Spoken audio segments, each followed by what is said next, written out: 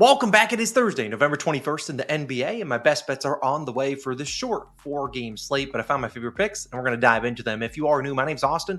Thank you for tuning in. Let's recap how we did yesterday. Pretty good day for us, a 3-2 day. Our biggest play of the day, Devin Booker's over in points. He continues to respect our money when we back him and when we fade him too. So, hey, he came through. I think he had 33 points. Franz Wagner might have been our most sweat-free under we've ever taken. Normally, it's like, we're waiting for the final minutes. We're like, please just come out of the game. Don't make a shot. He actually scored under it, 14 points. We had our Giannis and Damian Lillard SGP. Giannis to score 30, Dame to get the assist. Pretty sweat-free. What did Giannis end with? 38, 40-something points. The losers, though. They won the ladder challenge. Ladder's lost 3 in a row. You see the record down there. NBA has been cruel to the ladder. Evan Mobley yesterday's victim. Not sure we'll do one today. I'm confident we can figure things out. I feel like yesterday bad read. I'll own that one. The other ones, I feel like, man, we got pretty unlucky. Either way, loser there. We'll see if we do another one today. Maybe it involves some NFL. And then Suns plus 5.5 did not come through. You're not going to cover when you give up 138 points. I am here to report that. But either way, hey, pretty solid day, pretty profitable day. Let's dive into the picks today. We do have a couple other videos live, notably Thursday Night Football, Steelers versus Browns. Already live on the channel, posted last night. Go tap into that. I think we're up about 11, 12 units in the NFL. This point last year, we were down 15 units, so pretty good, much better than last year. We obviously made about 22 units from this point to the end of the season in the NFL last year. So if you're going to tap in, now is the time. We normally get hot when we have some more data to work off. And now we got about 10 games from each NFL team. So go tap into that. I'll link it down below. Also down below, you'll see my NFL Week 12 best bets video where we go through every single game. But you guys didn't come in for that. You came in for some NBA picks. And I actually only have one today. In this video, I'll talk about my favorite pick. Then I will talk about 3 leans. And then I'll talk about the 2 games that I might not have touched on. And my only play of the day will be a guy that we just faded. It's Franz Wagner. Give me his over 24.5 points, currently minus 120 on FanDuel. Now, I won't lie to you. His line on FanDuel is 25.5. I did the 25 plus points. I just didn't want to put 25 plus points on the graphic because that's the same thing as over 24.5. At the end of the day, I do like Franz Wagner tonight. I like him to score 25.5. I wouldn't be shocked if he scored 30 points. Franz does like to make these a little bit sweaty towards the end of the game, but I think this is a great matchup for him. Now, obviously, yesterday we faded him, and it was faded into success as he ended with just 14 points against the Clippers. That's why we saw his line drop 2 to 3 points, and I think there's a lot of value on this line given the matchup. Everything in the NBA is about matchups, and this is a great matchup for him. Now, Franz, he's been playing pretty well prior to yesterday. His last 8 games, you see the numbers on the screen. I'm not going to read off all of them. Over in 6 of 8. Most importantly, look at the field goal attempts. I mean, he's been attempting nearly 20 field goal attempts per game, except for last night, only 11 shots. Now, was he being super aggressive? Maybe. I mean, he was driving to the hoop a good amount. The problem was the Clippers were basically ball hawking him. They were doubling him if he ever got in the paint. They were making his life difficult. Understandably so. The Magic do not have a lot of scorers out there on the court. I don't see the Lakers doing that, though. The Lakers do not have a great perimeter defender. In their starting lineup, sure, you can say Cam Reddish. Put Cam Reddish on him. Fine. I'll allow it. But unlike the Clippers, a team that has a lot of perimeter defenders that are elite, and they can double him when he gets inside. And the main point we took the Clippers, the under against the Clippers yesterday was where they are really good at, and that's at the rim and also stopping those above the break 3-pointers. That's not necessarily the Lakers' case. The Lakers this season allow the 3rd highest field goal percentage in the restricted area, right at the hoop, and they allow them the 4th most points per game in the paint. That is exactly where Franz scores 60% of his points. So again, Franz, if he makes some threes tonight, cool. But what he's really good at is driving to the hoop, using his size to score in the lane or get to the free throw line too. And the Lakers aren't a team that give up a ton of free throws, but maybe here and there they'll give up some chances. And Franz has played well-ish against the Lakers. He's been aggressive. His last 3 games against the Lakers, he scored 21, 16, and 26 points. The problem, well, the good thing, so sure, only over in one of those 3 games, he shot 23, 17, and 28 field goal attempts.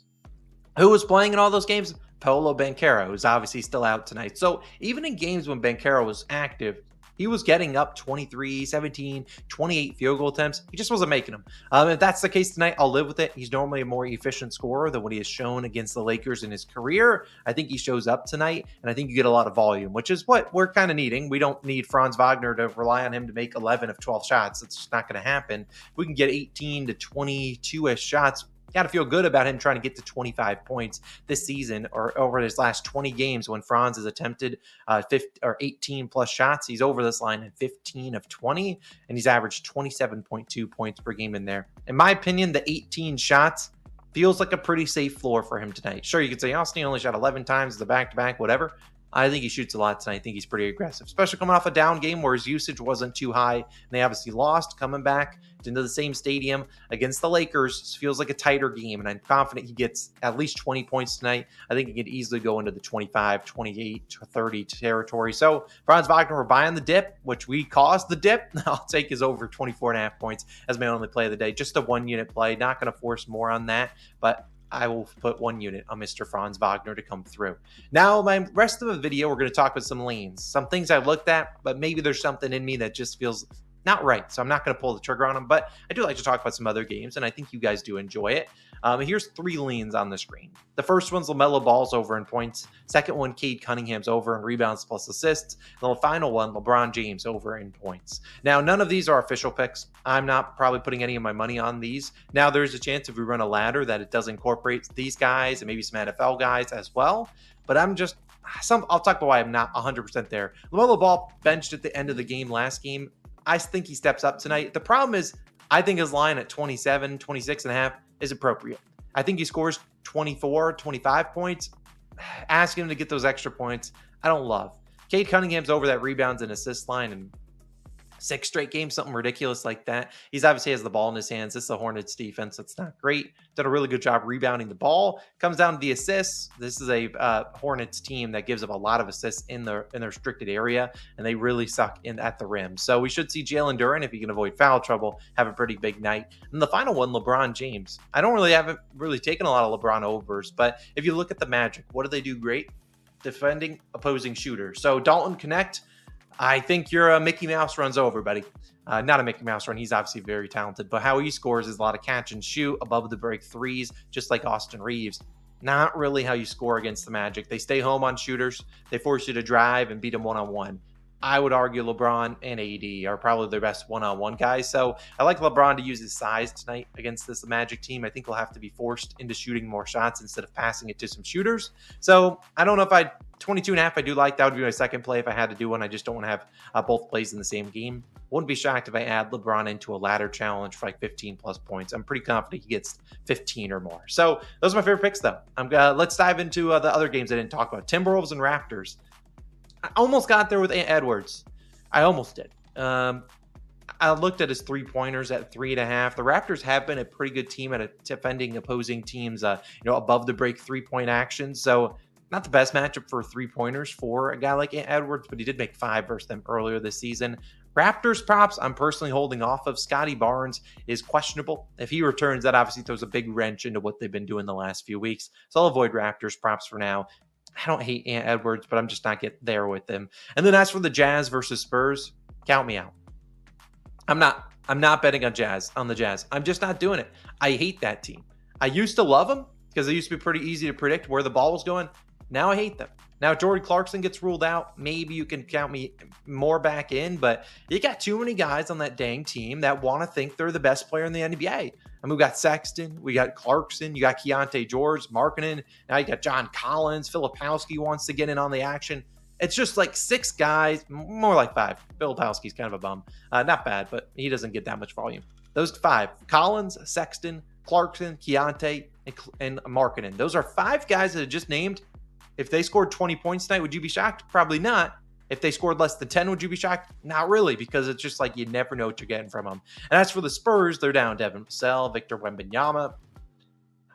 I don't know what the hell that offense looks like. So, look, I'd count me out. That's just a game I don't want to touch at all. I'd rather not. I hope you understand.